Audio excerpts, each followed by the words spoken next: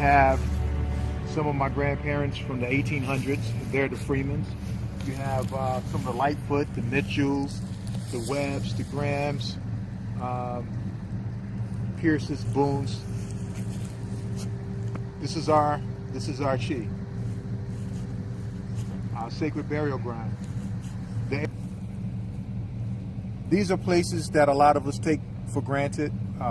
It's very important that, just imagine if you had a child that passed and your child is buried out here, would you want anybody just coming out here and desecrating the land, desecrating the graveyard? Your child is out here, you're going to consider this place as a sacred site. Now, even if you don't have a child out here, your grandparents out here, or your parents, you know, everybody who caused you to be who you are today are out here or at the other places. So a lot of these places are neglected, and governments and people who are not related, descendants from colonial people, on and on and on, really don't care about places like this, you know.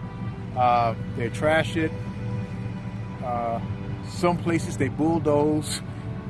We just left Old Town near Wilmington down in Brunswick, where they actually put up a